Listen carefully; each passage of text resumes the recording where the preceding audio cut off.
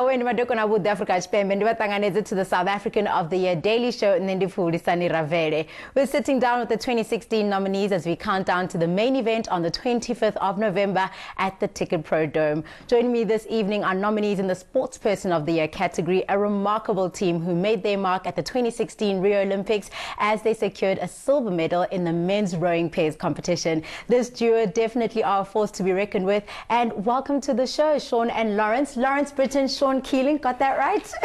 Yes, thank you very much for having us. Congratulations on your nomination. Lawrence, let's start with you. You come from a family of essentially rowers. You know, we have your brother Matthew, who was part of the Golden Foursome that won the gold in London. Your mom is, I believe, the team doctor for the squad, and your dad also narrowly missed out on Atlanta in '96 in rowing. Was this something that you chose for yourself, or was there a bit of force and pressure to get into it?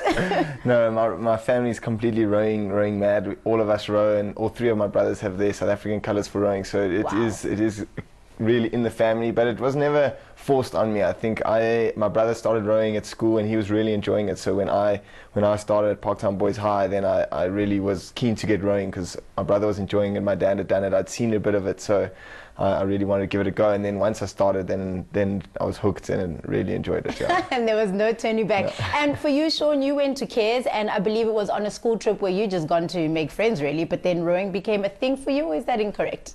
Yeah, no, so just when I was in primary school, I was going to boarding school at King Edward's the following year, and then my dad sent me on a rowing camp to make friends. I didn't look, so yeah, you're partially correct. Yeah. And then also, from the first stroke, I was hooked, and that was it. And coming together as a duo, as a Coxless pair? Oh yeah, I mean, so we rode a little bit together in 2012 and 13, and it went okay, it went well, and then we got together probably this year, beginning of this year, and yeah, flew. Yeah, no, it's the coach that makes the selection. So I mean, although we are really good friends, we actually didn't have any say in who sits with each other in the boat. Oh, is it a kind of a thing of who has the better combination in terms of skill, strength, and things like that? How does the selection of who becomes a Coxless pair happen? Yes, partially, but also who's the best. I mean, rowing is very clear. You can see who the fastest is, so you put the fastest people together and you try and make them gel and make it happen together. So, Lawrence, controversial question: who's the fast one between the two of you individually? I would definitely have to have an unbiased opinion and claim the throne for myself. Shaun, would you agree? Well, I mean, the times are the times, right? we'll ask Lawrence.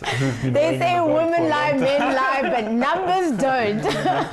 We're just getting started here with our conversation with Lawrence and Shaun, and of course it's going to continue until the end of the show, hoping for a fun and inspiring conversation. For now though, we sent our cameras off to spend some time with the duo as they went training and went about their day, and this is what happened.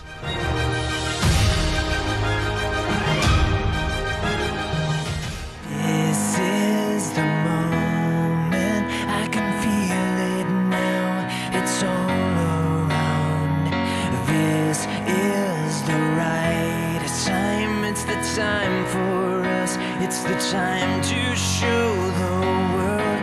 If you dream it, you can be it. If you want it, go out and get it.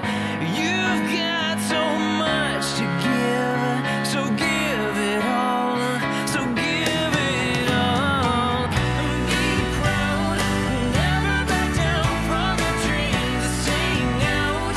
No one can take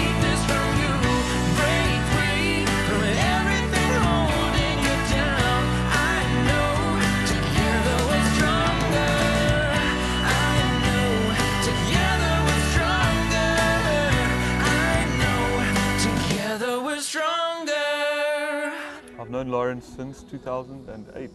Maybe a little bit before. I was very good friends with Lawrence's older brother Matthew. We rowed against each other at school, so I've always known of Lawrence.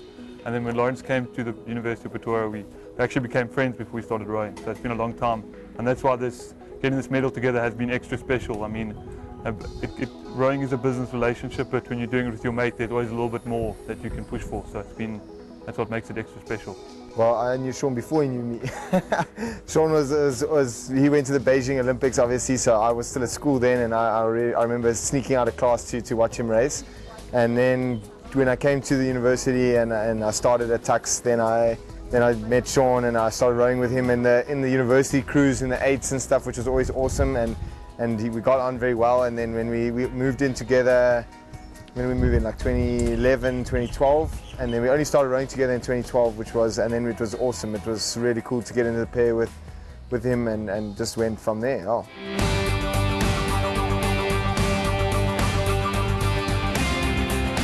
I was going to boarding school at King Edward VII in 2000, and then my dad sent me on a camp to make friends, so I didn't go to school the next year and lurk.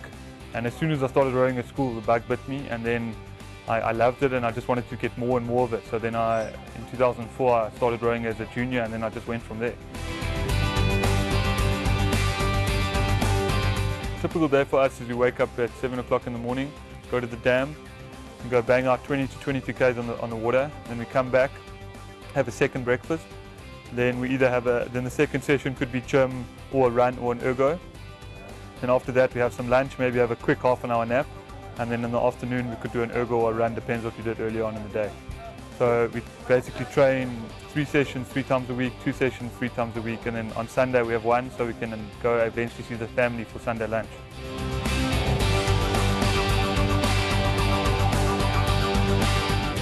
No, Shaun is making it sound really easy.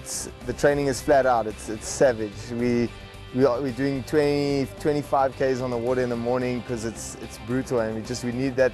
It's just only a 6-minute race, but it hurts so much, and you have to put in so much training, so many hours. So we're looking to do around 200 to 240 k's a week of training, of rowing time, and it's brutal. Every session it's not only time on the water, but they're really hard. It's racing against the other crews. It's pieces, it's intensity, and it's really long. So it's that combination of brutal. And I mean, there's some days you wake up and you can't even believe that you're about to go and train. You feel like you should sleep for another 3 days. But you have to get up, you have to go get on the water to do some more training, because you want that dream, you want that medal, and that's what you got to do.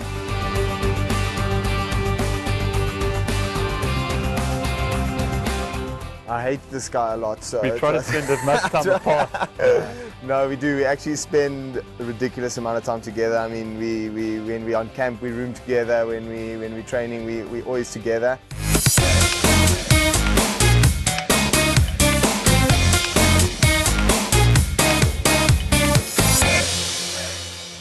Shaun, the way the pair works is that one person is in the front and one person is in the back.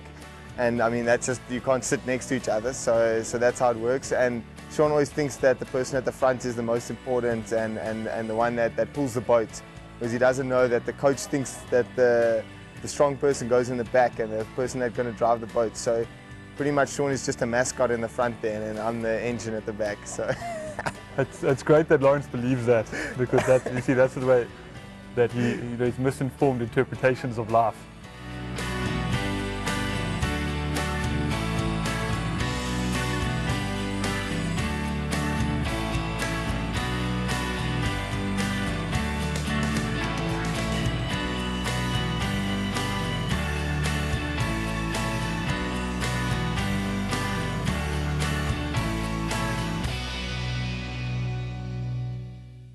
You're watching the South African of the Year Daily Show, and joining me this evening, Sportsperson of the Year category nominees Lawrence Brittain as well as Shaun Keeling, with their silver medal in the bag. You know, it wasn't such an easy journey, especially for you, Lawrence. You know, in 2014 in October, when you were diagnosed with Hodgkin's disease, what was going through your mind at the time of your diagnosis? The early stages. The diagnosis was crazy. I think my whole life just changed completely in 1 week, because 1 week I was rowing and the next week I was starting chemotherapy. So it was just completely crazy, and I think that adjustment was really difficult. But once we got to grips with, once I got to grips with how the training was going to be, and how the treatment was going to be, and how we were going to get through it and take it one day at a time, then it started to come right. Yeah. For you, Shaun, before Lawrence's diagnosis, you know, it's 2013, you guys are preparing for the World Champs, but your partner in some ways is fatigued and starts underperforming. Was there guilt for you to continue without him, or was it a case of, we both understand what we signed up for, so if I have to continue with a new partner, it is what it is? No, look, obviously, I mean, it's hard for you because I knew something was wrong, and I mean, in rowing, there are some stages where someone feels stronger than the other, but it was a continuous progress that I felt a little bit stronger than Lawrence, and we didn't know what was going on. So in hindsight, the cancer did make a lot of sense. But I mean, you are essentially in the sport for yourself, so there was no guilt. I was just very worried about my friend. Nice and simple. And for you, Lawrence, the road to recovery, what were some of the highs and the lows when you were going through that? Oh, the highs there were many highs. I think each day, each day was just better and better, because I mean, I started in February 2015 and it was only 18 months to the Olympics, so I didn't even, at that point I was too scared to even dream about the games. I just started really slowly and really just building up on the training and getting back into rowing and getting skinny again. I was so fat at that point, so it was a long journey. But then I just make it to world champs and just ticking all the boxes and getting faster, getting the better results, and then finally getting selected for the pair with Shaun was really big tick, and then make it to the games obviously was the big one. Shaun, did you think that Lawrence would ever row again? I didn't know. I mean, there were stages when Lawrence came and spoke to me during the chemo, and I went with him to the treatment, and you don't know. You just hope he can get better and healthy, and then, like he said, he just ticked the boxes, and all of a sudden he was back in the boat. So I mean, it was just an amazing journey, and it was very nice to actually do it in the end with him, where we started the beginning of the cycle together. Lawrence, take me to the day you announced that you are part of the Olympic team, you've qualified, you're off to Rio. What did that mean to you, and what was going through your mind? Because let's be honest, 2 years prior to that wasn't a reality. Yeah, I mean, it was crazy. We did really one of the hardest selection battles that we've had to do, and there's 8 of us going for the two small Olympic seats. So, and Shaun was out in front, so it was between me and some of the other guys, and it was really tough. And then being just slowly creeping closer to that goal, and then finally getting the nod from the coaches and saying that the crews are going to not change anymore was a big one. And it just, and then finally you realize, okay, well, we're now in the boat, and now we've got a few months to go until the games, so we've got to make it count. Now, at the starting lineup, guys, everybody's intention is to win. I mean, I don't think anybody starts a race with the intention to lose, but what has the impact of past losses had on you, both mentally, physically, and spiritually, or mentally?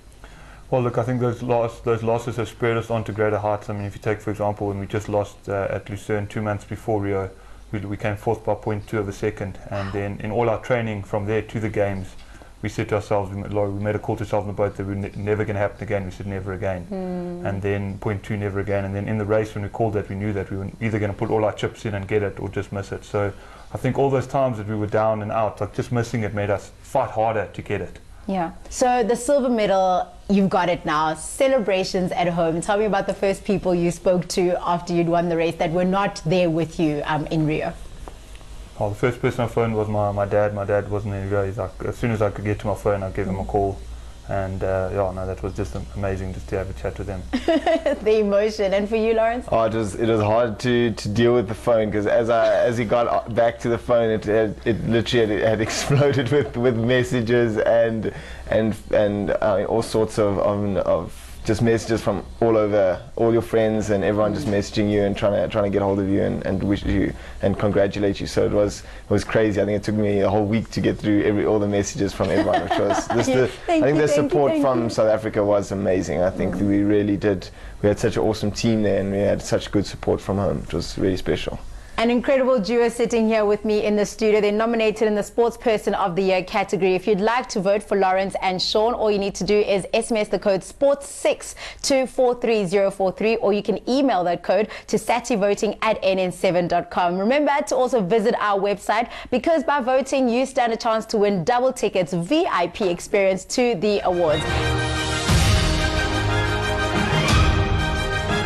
Rowing team is almost like a family, because we're spending so much time together on training camps and training together. So we're all really good friends and know each other really well. And I mean, I think it's definitely part of that team is what makes us fun.